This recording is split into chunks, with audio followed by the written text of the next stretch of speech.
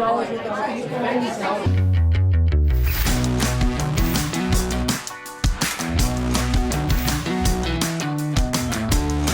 right, welcome to Cwic Show. My name is Greg Mattson, and I am your host. In this episode, we cover a very interesting, fascinating study about scars being placed on women and how they react to those who are interacting with them. It's a great lesson to learn about the filter that we use in our world, each of our worlds, to interact with others and what we think others are thinking about us. This applies directly to critical theory, critical social justice, to critical race theory quite a bit, and to the idea of, hey, is this an oppressor? Is this a victim? Before I get into that, I want to bring up, many of you know who my good friend Ralph Hancock is. He is a BYU professor of political philosophy, PhD of political philosophy from Harvard.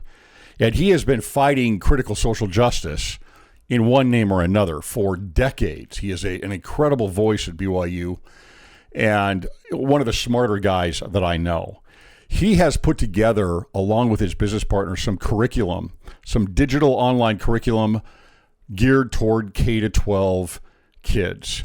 And it is exactly what you would want in a world that has gone woke, where our kids are bombarded by all these other different philosophies. They supply some courses, some online courses for K-12 that emphasize the founding of America, a Western tradition of political philosophy. So in a world of postmodern confusion and critical theory, this curriculum helps your kids find the signal among the noise. Go to fathomthegood.com. That's fathomthegood.com. We'll be talking a lot more about this. All right, back to the study. Now, this is fascinating to me.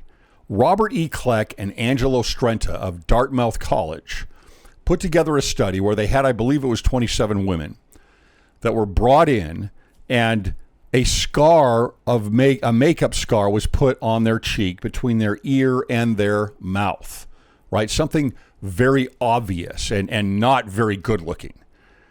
And they were given the scar, and they were told that they are going to interact with some individuals that don't know anything about them, or that they have a scar, and that they wanted to get the feedback from how they were treated because they had a scar, right? What did they notice? Was there any reaction to their facial disfigurement? So they put them in front of a mirror. They have them look at themselves for a little bit. And then they take them out from the mirror and start walking them toward where they're going to interact with these other individuals, also volunteers that know nothing about this study. And before the women, each of them, get out to interact with these individuals, the makeup artist comes up to them again and says, hold on, we need to moisturize the scar so that it doesn't crack. And we're going to just add a little bit of moisture here and make sure it looks authentic the whole time. What the volunteer women didn't know is that the makeup artist actually removed the entire scar makeup so that their face looked absolutely normal the way it did before the scar was put on their face. And of course, they don't put them again in front of a mirror, so they think they've still got the scar on their face. They then proceed to interact with these other volunteers, again, that know nothing about this. And as they're talking to them, the volunteer women seem to notice that there's a big change in how they are treated because of the scar that they think is on their face. So when they're done interacting with the individuals, they come back, and before they put them in front of a mirror, so they still think the scar is on their face, they sit them down and they ask them several questions about the interactions that they had with the individuals. What did you notice about the interactions and the conversation?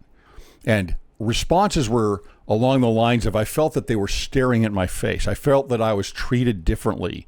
I felt that they said things differently, that there was a strong reaction to my facial disfigurement. Again, they think the scar is still on their face, that it was on their face when they went through these interactions. Now, why is this so important? This study shows us something very important. It has to do with characteristics and how high we place them in our perception. The social scientists call this expectancy perceptual bias. Again, expectancy perceptual bias. How does this apply to how we interact in our current postmodern critical theory world? Well, let's go specifically to critical race theory. In critical race theory, the object is to raise the conscious level of racism in every single interaction. This is crucial. Remember, the founders of critical race theory said that the civil rights movement wasn't happening fast enough and not enough had been done 25 years after the Civil Rights Act was put in place in the 60s. But of course, that's not true. Critical race theory was put together by a number of Marxists. They don't care about how fast that was going. They care about putting in a specific agenda. And boom, that results in critical race theory, anti-racism, and a few other concepts that are under the umbrella of critical race theory. For example, with Ibram Kendi in his anti-racism, which is just another word for critical race theory, one can only be an anti-racist by noticing racism all the time, in every person, in every situation, even when it is apparent, right, that there is nothing really going on. How can you find it? Look in the nooks and crannies, lift up every rock to find the racism. And then, of course, say something about it. Be an activist. Then you can be an anti-racist. D'Angelo, the author of White Fragility, says the following, and I quote, "The question is not did racism take place, but rather how did racism manifest in this situation?" So you can see what they're doing. They are raising the conscious level, right? This is critical consciousness, coined by the guy from Critical Pedagogy, Paulo Freire, and trying to lift what we might call labels or identities above all other labels and identities, like, human being, for example. And when there is a radicalized focus on immutable and mutable characteristics, then we create division. Imagine if characteristics or identities and labels are raised in our collective consciousness in society to a level that we are always thinking about them in every interaction with every person, in person or online. That's the goal of critical theory. That's the goal of critical social justice and wokeness. Let's say we take another characteristic. How about authority? And if all I see with someone else is an oppressor and looking at their authority as a bully club, regardless if they're a good person, regardless of whether they have used their agency and their authority wisely and responsibly, I lift that to the very top of my awareness, of my wokeness.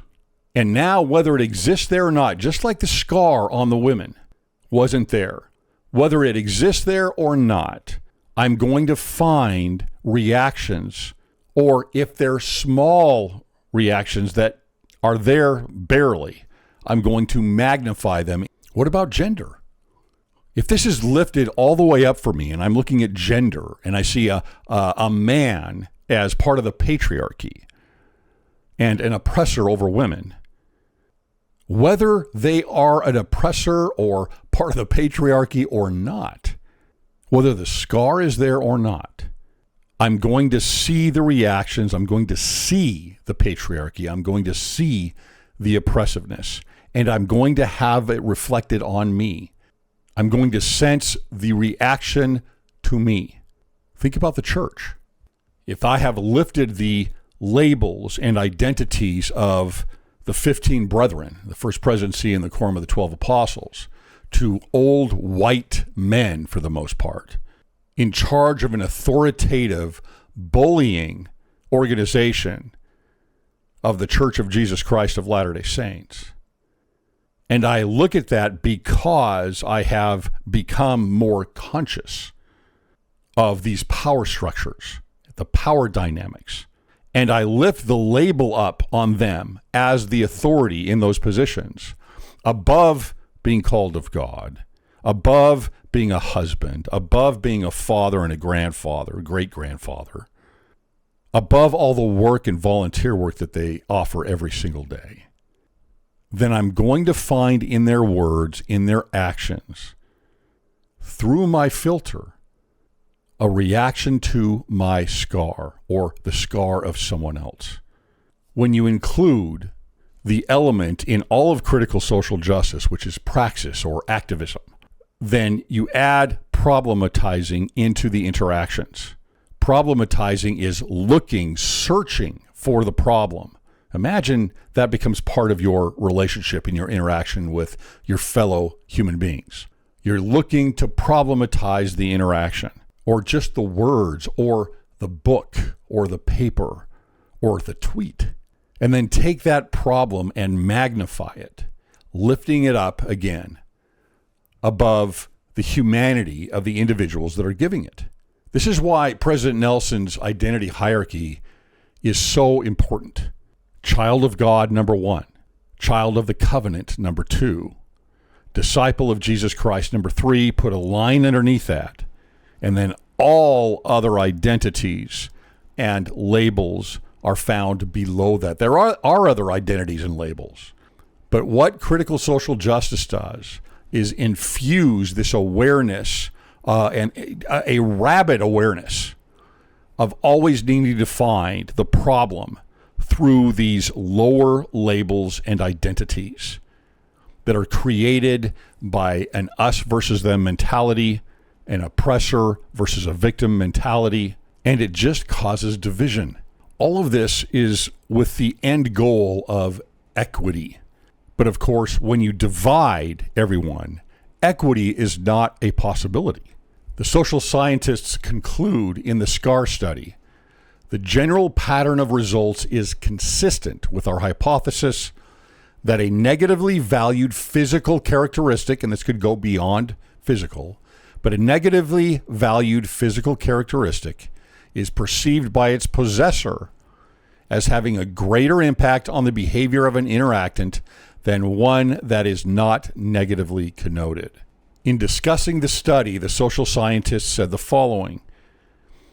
In the present case, for example, individuals who thought that they had a scar were more likely to focus on the gaze behavior of their interactants. Right? In other words, without the scar, without the infusion of critical social justice, they wouldn't have focused so much on these things. Here's the question we need to ask ourselves. In a society that is hyper-focusing on these lower labels, right? Think of the rainbow flag and all that it represents, critical race theory, anti-racism, gender, queer theory.